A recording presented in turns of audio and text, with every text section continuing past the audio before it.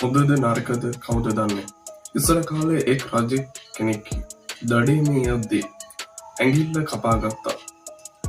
රජු සමග නිතර දඩයමේ යන වෛද්‍යවරයා තුවාලෙට බෙහෙත් බැන්ඩේජයකින් ඒ වැසුවා. ඕකෙන් හරියයිද? රජු ඇසුවා. හොඳද නරකද කවුද දන්නේ වෛද්‍යවරයා කීවා. රජු දිගටම දඩයමේ ගියා. ආපසු මාලිගාවට ආව පසු තුවාලෙට විස බීජ ඇතුළු වෙලා ඇති බව දැනුම් නිසා රජු වෛද්‍යවරයා ගෙන්වාගෙන තුවාලය සුද්ධ කරවා ගත්තා. ඔහු යලිත් බැන්ඩේජයක් දමා තුවාලේ වැසුවා. මේ සැරේ සනීප වෙයි කියලා හොඳටම විශ්වාසද? රජු ඇසුවා. හොඳද නරකද කවුද දන්නේ? වෛද්‍යවරයා කිව්වා. රජුට මේ ප්‍රහේලිකාවක්. තුවාලේ එන්න වැඩි වුණා. දවස් කීපයකින් පස්සේ ඇඟිල්ල කපන්න වුණා.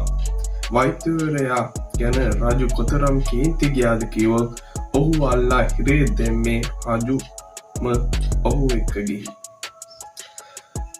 කොහොමද හිරේ ඉන්න එක ගැන මොකද හිතන්නේ? රජු ඇසුවා. හිරේ ඉන්න එකද රජතුමනි? හොඳද නරකද කවුද දන්නේ? ඔබට වෙදකමක් තේරෙන්නේ නැතුව විතරක් නොවේ, හරිම අදක්ෂයි කියමින් රජු යන්න ගියා. සති කීපයකට පසු තුවාලය සනීප වී රජු යලිත් දඩයමේ ගියා. සතෙක් පස්සෙන් පන්නද්දී රජු ඔහුගේ කට්ටියේ මගේ හැරී අතරමං වුණා. රජු කැලේ එහා මෙහා ඇවිදින්න පටන් ගත්තා. හදිසියෙන්ම කැලේ ගෝත්‍රික පිරිසක් රජු අල්ලාගත්තා. එදා ඔවුන්ගේ ශුද්ධ දිනයක් නිසා කැලේ දෙවියන්ට පූජාවක් කරන්න ඔවුන්ට අපූරු බිල්ලක් ලැබුණා. ඔවුන් රජු ගහක බැන්දා. ඔවුන්ගේ පූජකයා යාඥා කරමින් බිල්ල පූජා කිරීමට ලෑස්ති වුණා. අනිත් අය ජයഘോഷා පවත්වමින් විනෝද වුණා. ඒ අතර පිය හොඳට මෝහත් කරමින් රජු මරන්න සූදානම් වුණා. පූජකයා පිය අතටගෙන අරගෙන රජුගේ බෙල්ල කපන්න ලෑස්ති වුණා. පොඩක් ඉන්න මේ මිනිහට තියෙන ඇඟිලි 9යි. මේ වගේ කෙනෙක් අපේ දෙවියන්ට පූජා කරන්න කොහොමද? ඔව් නිදහස් කරන්න. යයි පූජකයා කිව්වා.